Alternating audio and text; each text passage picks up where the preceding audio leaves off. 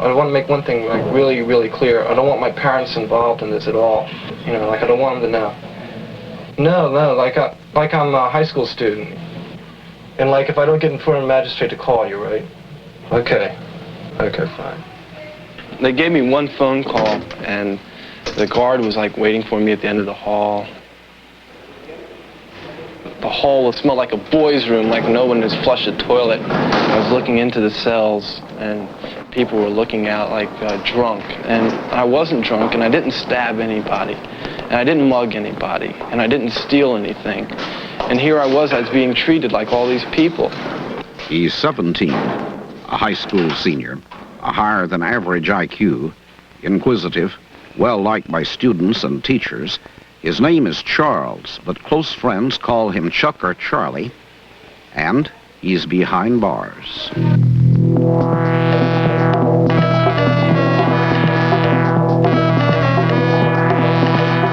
It's thousands of years old, and its name is Cannabis sativa.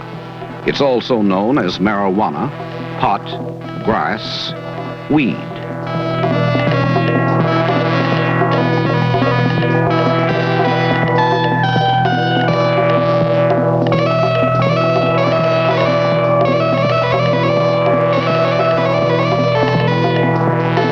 This common weed that grows nearly everywhere can intoxicate you. In our time, it's also proved increasingly seductive to young people like Charlie Johnson. And the convergence of their two paths, youth and weed, is prompting new looks at an old drug and the impact it can have on a single life. I'm not going to tell him that he has to stop using marijuana, that it's bad for him, etc. What I am going to say to him is that he has to make certain decisions.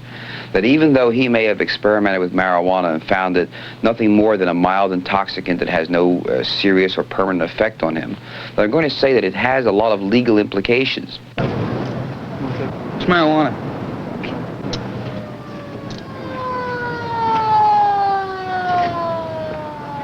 Legal implications is a gentle way to describe the trouble a person can get into over marijuana. Its possession is prohibited in practically every country in the world. In 28 of the United States, possession constitutes a felony.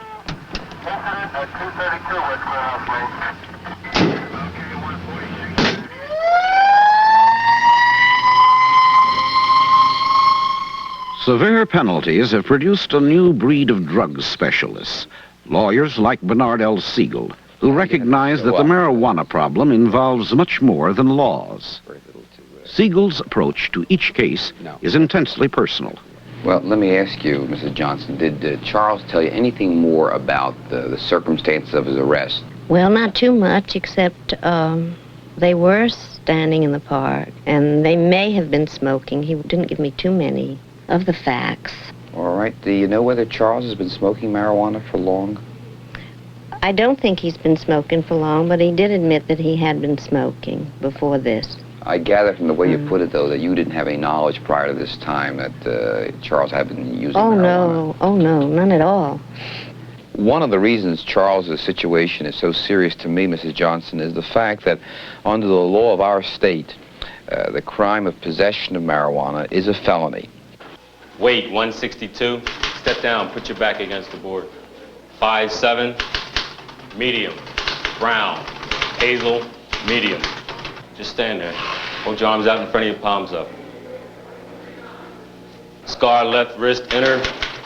No other marks. Have a seat in that chair. Sit up straight in the chair. Look right here. Swing around in the chair and face the star on the wall. Push your hair away from your eyes. Lower your chin. Hold it. Stand up against that wall. Face the camera. Put your feet together. Your hands down to your sides. Stand up straight. Face this way. Turn your body. Face the X on the wall. Close your mouth.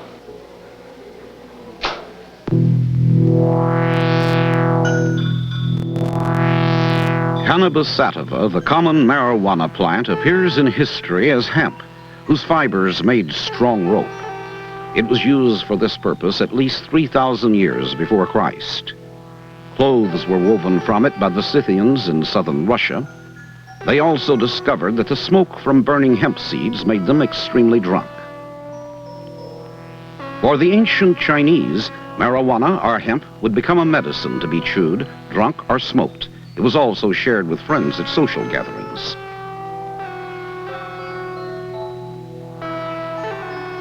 The Indians attached religious significance to marijuana and processed it into sweets, milkshakes, and again for use in pipes.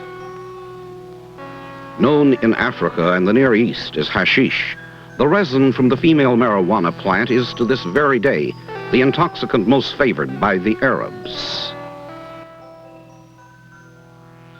Cannabis as a drug did not catch on in Europe until the 1800s.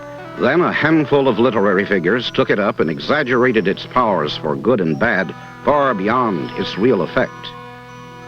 While in this country, medicines made from marijuana were available until 1937, and Squibb, Eli Lilly, and Park Davis recommended cannabis extracts for asthma, tension, pain. In the early 1900s, Mexicans brought marijuana across the border. Merchant seamen introduced it to New Orleans as an intoxicant, and its usage spread into America's heartland by Mississippi steamboat.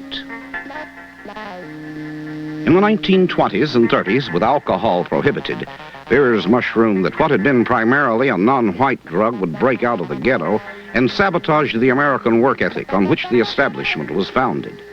Sensational news stories began popping up that told of marijuana driving men mad, of young children addicted, even deaths. It didn't matter that the stories weren't based on fact. People believed. Outraged parents demonstrated, and Hollywood jumped in to capitalize on the public panic, exaggerating the drug's effect.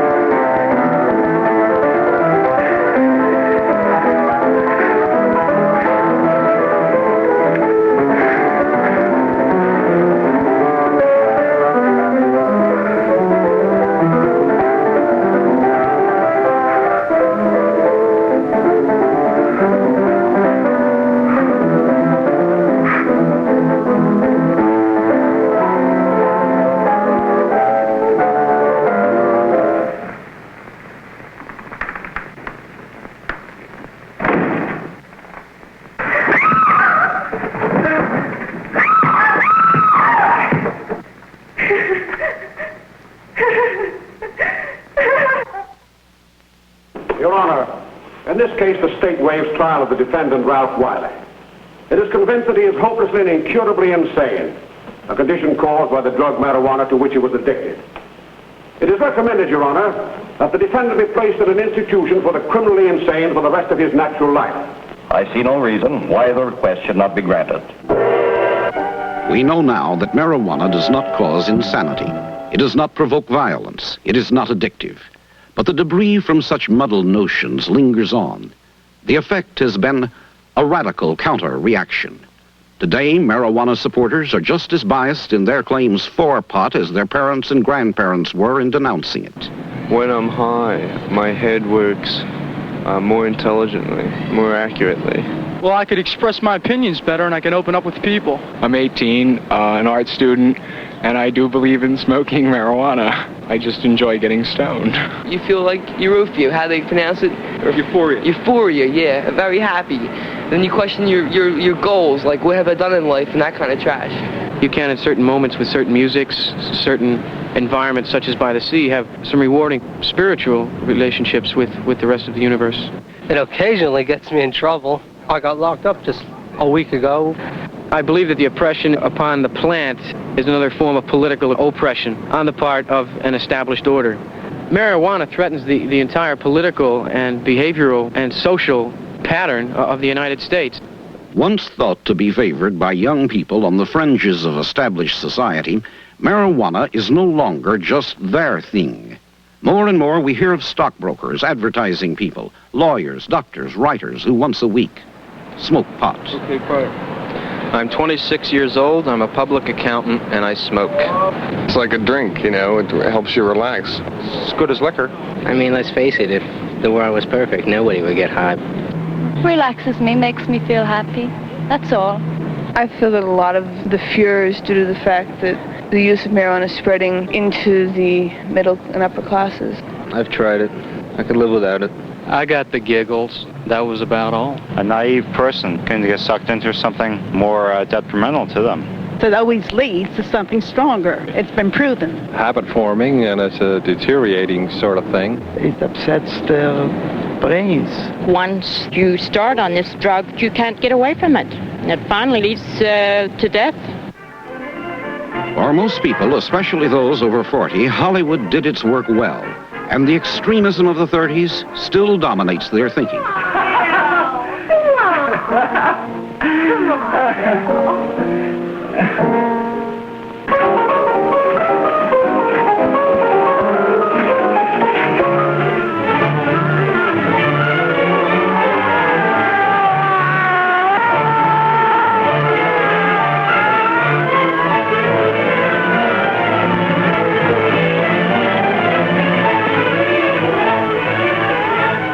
80% of all Americans favor strong laws against marijuana. And despite a growing clamor to legalize the weed, nearly 70% support the strictest of enforcement, even as they did 3 decades ago. Their attitudes are reflected by the police. I think it would be one of the biggest disasters this country would ever face if they were to legalize marijuana. Alcohol is wrong don't mean that we should now have 2 wrongs. Now we have to worry about 2 classes of people, the alcohol abusers and the marijuana abusers. I've seen boys come up here 3 years ago that were on marijuana, then come back after 3 years and find them with tracks on their arms that look like a Reading Railroad. They're so bad on heroin. I really don't feel that society could accept something like marijuana and be able to control the people that advance into the heroin stage. We have a lot of kids that are weak, or adults that are weak, and this is their escape by using drugs, whether it be marijuana or it be heroin. Hey, you eat. We got a couple of parties coming up from the 9th District, so be on your toes. Sergeant Gallagher said that he'd give it to me. Thanks. As obviously decent kids from all sectors of the community come in conflict with the marijuana laws, thoughtful police seek to distinguish between one who uses and one who sells. When you get a kid with a cigarette, right, the full force of the law shouldn't be applied to this kid. No, he should be. Right, everybody's entitled to one mistake. Right, I agree. Now this kid might have a good record. He might have been a good student. Right, victim of circumstances. Right, he gets mixed up with the wrong crowd, so he gets grabbed with one cigarette. Right. Or he gets grabbed with a roach. Right, as the law reads now. But yet, the law says possession. It's a felony. He gets 2 years. Right. Well, I personally don't feel this is right in this particular case. But when you get an individual that's got 20 pounds of marijuana, not even 20, 5 pounds. 5 pounds. Or a pound. A pound. You know he's dealing. But marijuana laws, no matter who they're enforced against, can be effective only if they're based on fact, and marijuana laws are flawed. Legally, grass is classified a narcotic. Actually, it's not, nor is it an hallucinogen, nor a stimulant, nor a depressant, but it has elements of all. Marijuana has both male and female plants, with the female resin, stems and leaves, far more intoxicating than the male. Its chemical structure is complex, with the most active element believed to be THC, tetrahydrocannabinol. The most comprehensive study of marijuana yet made was completed more than 75 years ago. A 3,000-page report compiled by the Indian Hemp Commission, it concluded that with moderate use, there was no evidence of physical damage. New York City's LaGuardia report in the late 1930s reached the same conclusion. Though we know little more about marijuana today than we did in 1895, some general conclusions can be drawn. Smoking may cause nausea, vomiting, diarrhea. There may be an increase in the pulse rate. It was once thought that the marijuana smoker could be recognized by his dilated pupils. researchers now say there is little, if any, dilation. The mouth and throat may feel dry and parched. The smoker may suffer mild tremors. Though there is no change in blood sugar, there is hunger and a high appreciation for food. Time seems to move more slowly. Psychologically, where one smokes, when one smokes, what one expects has much to do with a person's marijuana experience. If while smoking, your brain sees a chair in a neutral setting, there may be little or no reaction. If surroundings are luxurious, the sensation may be pleasant. But if one's afraid, if youth where he comes from is considered socially deviant, if he doesn't think much of himself, he may get bad reactions, ranging from mild depression to extreme anxiety, even panic. In some cases, symptoms may last or recur days or weeks after having smoked. The way psychological and chemical quirks interact with marijuana to alter perception has only recently become the subject of laboratory research. Here we've discovered that marijuana seems to have little effect in simple tests involving speed, but when it comes to matching colors or remembering numbers which require judgment and physical coordination, there is impairment. Once the government blocked such testing, now it underwrites scientists as they try to define more accurately the marijuana experience. Even so, no one predicts we'll find out all we need to know about long-term effects in less than 10 to 15 years. Highly practical and needed experiments into short-term aspects of the drug involve marijuana and automobiles. To compare drivers who've been drinking, smoking pot, and when sober, a driving simulator has been employed. So far, tests show that alcohol increases errors involving brakes, speedometer, and turn signals. No significant increase in error was noted after the same driver smoked marijuana. He did just about as well as when sober. But researchers caution that a simulator is not a car. There's been no test of driving for long periods of time. The smoker tends to grow preoccupied with a single object.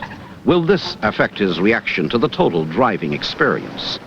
So far, the best conclusions seem to be, if you're intoxicated, no matter what the cause, don't get in the driver's seat. And at this stage of the game, measuring what this drug can do should not be left to the individual experimenting with himself.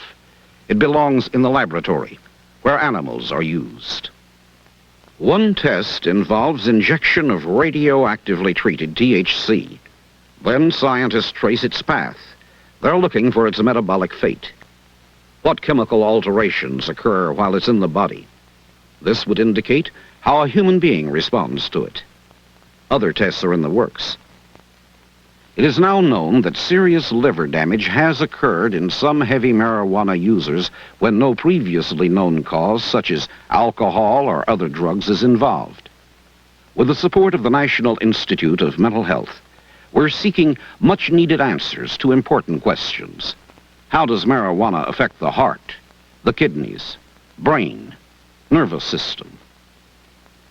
What are its social implications? But while the scientists work, others are left to cope with the day-to-day problems that arise when this ordinary weed and some young man or woman come together. It's their job to assimilate facts and to clear away the misconceptions which have made a mystery of marijuana for too long. Do you feel that perhaps from smoking marijuana that Charles would go on to a harder drug, say heroin?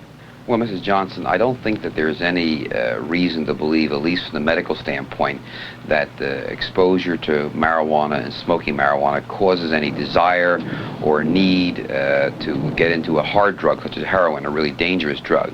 But there are a couple of other implications to smoking marijuana, and one of them, of course, is that having experimented with marijuana and perhaps not having found it to be physically harmful, many young people think that therefore society has misrepresented the seriousness of other drugs, which they've also prohibited.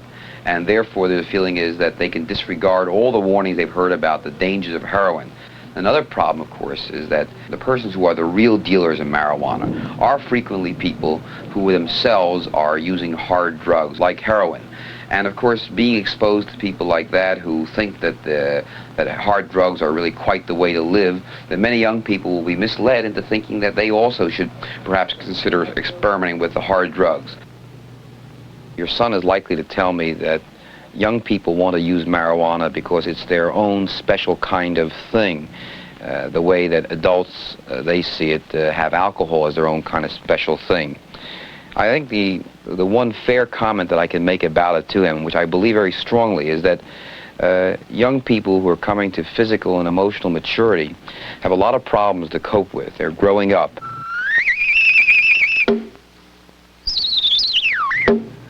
And it makes it even more difficult to cope with this coming to maturity, to introduce the use of stimulants at the same time. A lot of young people are not ready for it. They're not capable of even using it in mild forms. They have to recognize that they're making a conscious decision that's going to possibly lead them to being involved with the law. That means expenses for bail and for lawyers' costs. If they're convicted of a crime, it means a criminal record, which means great difficulty in getting jobs, difficulty in getting into colleges sometimes, or getting college loans. They make travel to foreign countries very difficult for them. There are all kinds of licenses and privileges that you cannot get from various states because of this. In effect, a great many life options may be cut off for them. Now, I'm going to lay this out to him, and he will make a decision for himself, Mrs. Johnson, as to what he's going to do in the future.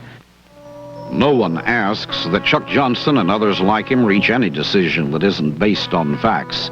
But what we don't know constitutes one kind of fact.